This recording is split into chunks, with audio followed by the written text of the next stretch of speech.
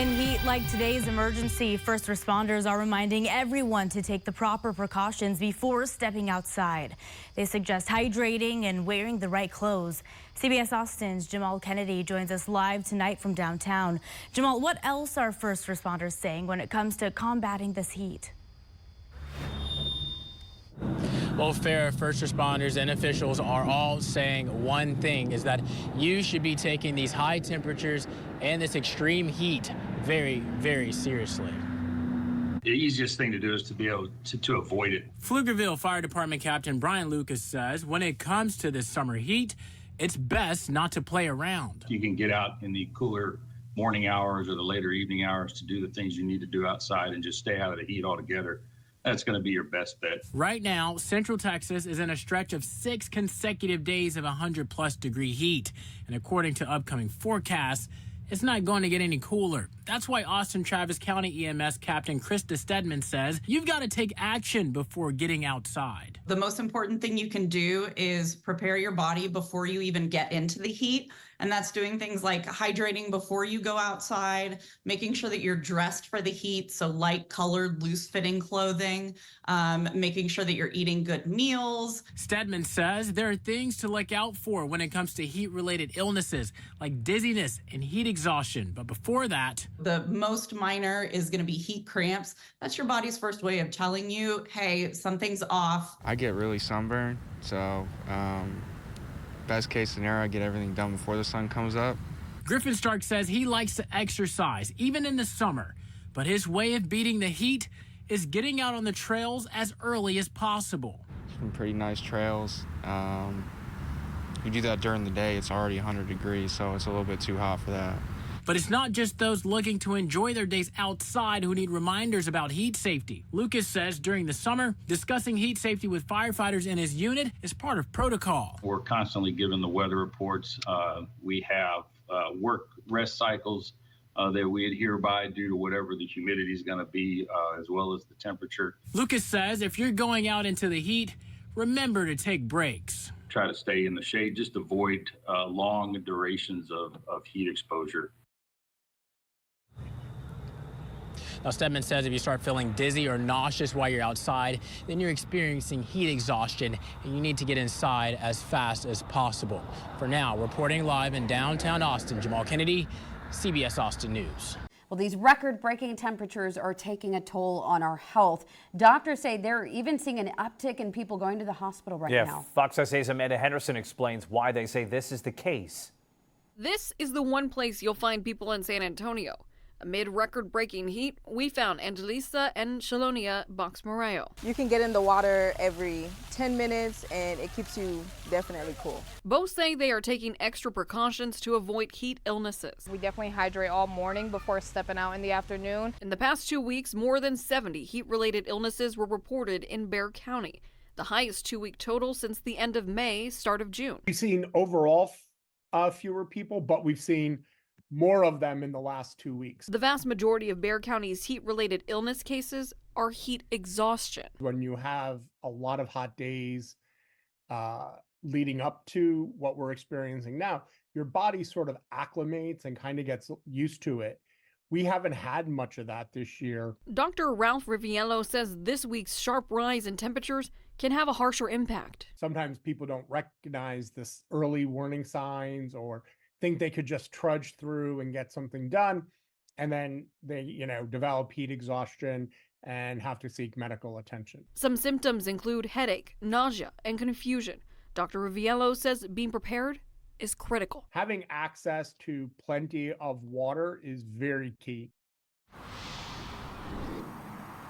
And here's the thing, we know it's hot outside. I know it's hot outside because I'm here, but even right now it's close to 100 degrees and the sun is down. So you can imagine, Dr. Riviello says these next couple days are going to be critical as the heat continues its grip on South Texas. Make sure you have, like you mentioned, plenty of water and you're going inside or to air condition if necessary. For Fox SA, I'm Amanda Henderson. It is on as hot summertime temperatures are here and they're probably going to stick around for the next month or so at least. As News 4 San Antonio's Ethan Trejo explains, if you're not careful, the heat can start to cause some mental health issues. Here's what to look out for. I have a lot of friends, family that just stay inside most of the time. And I mean, ain't nothing wrong with it, right? You may not have noticed it, but shifts in your behavior may be the result of a mental health illness called seasonal affective disorder. It's a type of depression that usually creeps its way in during the hot summer months here in San Antonio. The disorder affects millions of people. Adriana McKinnon is a licensed therapist who works at the Children's Bereavement Center. She says one of the main contributors to the disorder has to do with people trying to escape the heat. That means when you keep yourself isolated inside to avoid the sun, you could be putting yourself at risk to develop seasonal affective disorder. They feel fatigue, low energy, changes in appetite, and mainly loss of interest in activities. But McKinnon also says that overexposure to the summer heat could cause other issues like irritation and difficulty concentrating. So what's the solution? McKinnon says that it's important to find a balance between getting healthy sunlight and keeping your body levels cool. Maybe shorter walks, early morning light therapy can benefit to a lot of people. Maintain a regular routine with your sleep hours and also your meals. We asked some people at Woodlawn Lake what they do to make sure they find a balance. Go for a run, enjoy the scenery. San Antonio has a lot of places like this. So I meditate. With the sun, it's hard to do that, right? So keep calm, especially when it's so hot, just beaming down on you. Ethan Trejo, News 4, San Antonio. It's pretty rough. We encourage, obviously, lots of water. We have water breaks. We have people bring a half-gallon water jug. Hydration, you know, everything is hot in Texas. That's right. It's the dog days of summer, but that's not stopping this band from taking the turf, or in this case, the concrete. McCallum High School Marching Band, or the MAC Band, has been practicing all summer long. Even in these triple-digit temperatures, they're making sure they stay hydrated so they can put on a show-stopping number. And we're told they've never dealt with a heat-related emergency before. But as you can see, they're prepared to take action if needed. We also have a cooling station. It's full of ice and water. And if someone has some problem with like a heat, exhaustion or stroke or something like that. So we get it down here where there's shade, we put it in. I take this cooler full of ice and I dump it in to the tarp. Then we put the kiddo in there. We get the water bucket, we pour that in there. We have students assigned to the corners of it. And basically, we cover the kid up like a big taco and just make sure they start cooling down as soon as possible. Yeah.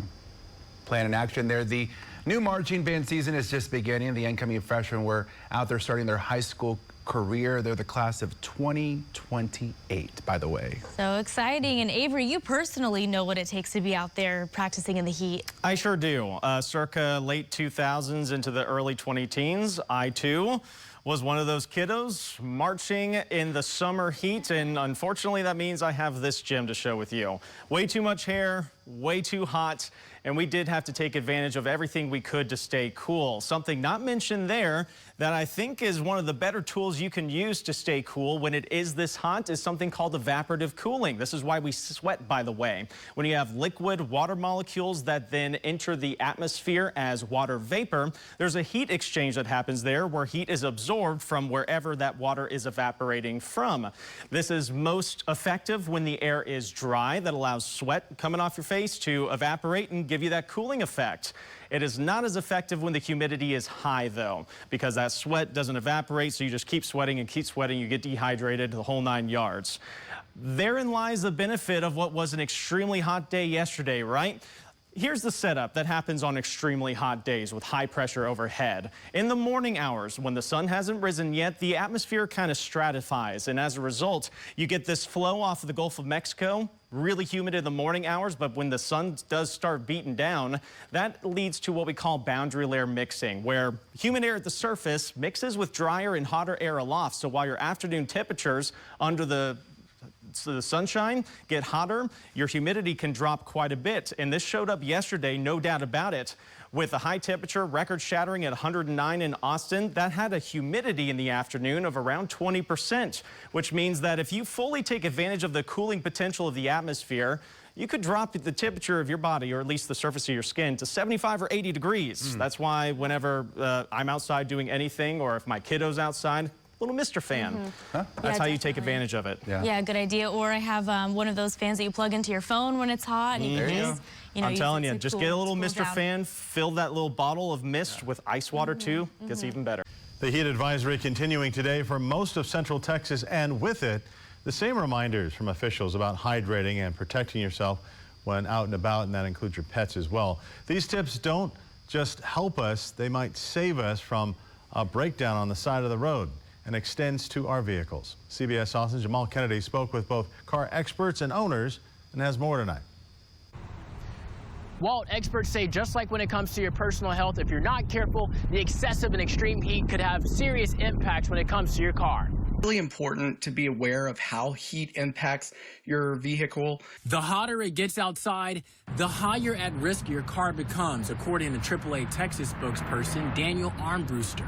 And so we know, like heat and vibration on a traditional vehicle, a battery's worst enemy. Armbruster says whether you drive a traditional, hybrid, or electric vehicle, once temperature reaches 95 degrees and above, the damage starts to look the same. It can shorten the range of an electric vehicle, and it can shorten the life of a traditional battery in a gas combustible engine. How long have you been an electric vehicle owner, if I may ask? Yes, it's about, I would say, almost 2 years now.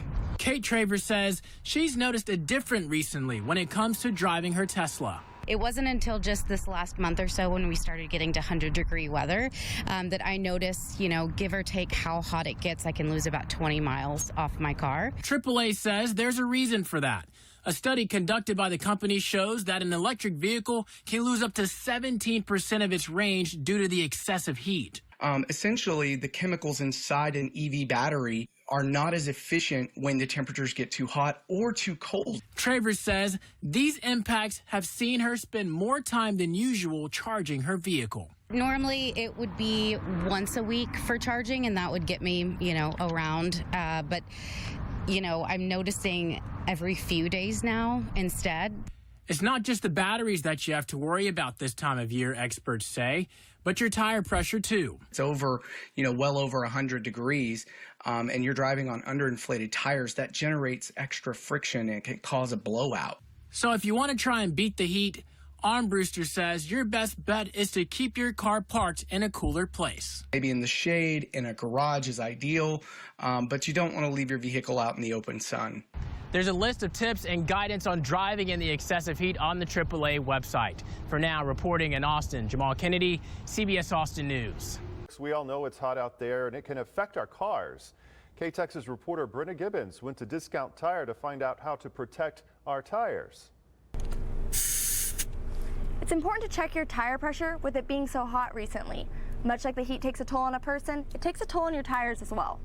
Yeah, so heat, especially here in West Texas, is pretty brutal on tires. You think tires is rubber. So what happens over time is that rubber has a tendency to dry out. J.W. Alexander, the store manager at Discount Tires, says it's important to pay attention to your tire pressure as the weather changes. So tire pressures are very sensitive when it comes to temperature. For every 10 degrees the temperature drops, you do lose a pound of air pressure. So with it being so hot here, that fluctuation in air pressure is going to happen, not as bad in the summertime, but when those cooler weathers do come, that temperature does affect the air pressure on the tires. He says you need to check on the tire pressure at least once every month. The main thing is just tire rotations. Make sure you're rotating your tires regularly. Don't be afraid to come in at any time. Anytime you're hesitant on the tires or before you take a road trip, I always recommend coming in before you hit the road. Those roads, with it being so hot, does take a toll on tires as well. Age cracking is big here in West Texas. As the tire heats up, it expands, and those cracks do expand as well, and that's when you're more susceptible to having tire failure. Alexander says there is a way to keep an eye on your tire's tread at home. So if you could check your tread depth by just putting a penny on your tread, if you see Abe Lincoln's head, then it is time for new tires. We do recommend replacement on age at 6 years. Sometimes in West Texas a little sooner, just depending on how hot it is. The heat can also affect your car's battery. Some ways to help protect your car battery would be to park it in the shade and avoid using it to run lights, the stereo, or other accessories when the engine is not on. In Abilene, I'm Brenna Gibbons, KTexas News. On a hot summer's day in August, when we're hitting triple-digit heat like today, almost 108 degrees as our high in Abilene, 107 in San Angelo, you have to think about yourself and those ways to help keep yourself cool, but also thinking about your furry friends as well. Did you know that as the day gets hotter, that pavement gets even hotter, as well as the grass, the brown grass and the green grass as well, even the concrete sidewalks that you're walking on outside. So as it gets hotter throughout the day, as soon as it reaches 80 degrees Fahrenheit, that already becomes potentially life-threatening for your dogs. As we continue to increase those temperatures, it is getting extremely too hot for your animals to be outside. But not only is it just too hot outside, those temperatures on the concrete or the grass or the pavement are increasing by triple that temperature and could potentially burn your animals' paws. Whether it's your dogs, your cats, even your cows that are outside need that shade and water as well. So as we're going throughout today, be careful as you're heading outdoors. We have those cooler temperatures in the morning, or slightly cooler in those 80s, but you still want to be very, very careful. That pavement heats up very, very quickly. It only takes about an hour or so for those temperatures for that pavement and concrete to heat up even warmer. By the end of the day today, getting to those really hot temperatures where you really shouldn't be taking your dogs outside. I have boots for Walter. That's one way you can help prevent their paws from getting burned, but also knowing the signs of heat stroke in pets. We're looking at excessive drooling and panting, so they're just doing it more than they normally would, possible vomiting, and also lethargic or weak. By the time you get to these last two areas, though, it's probably time that you should take them to a vet. I'm no expert on that, but there is definitely an issue with your animal at that point, so be very careful. But ways to avoid that is keeping them away from the outdoors, avoiding outdoor time longer than 30 minutes, especially during the late afternoon. Have plenty of water nearby and protect their paws with any kind of thing you can. Maybe get some boots, etc. But making sure that you're being aware for yourself, but also for your furry friends in your life as well.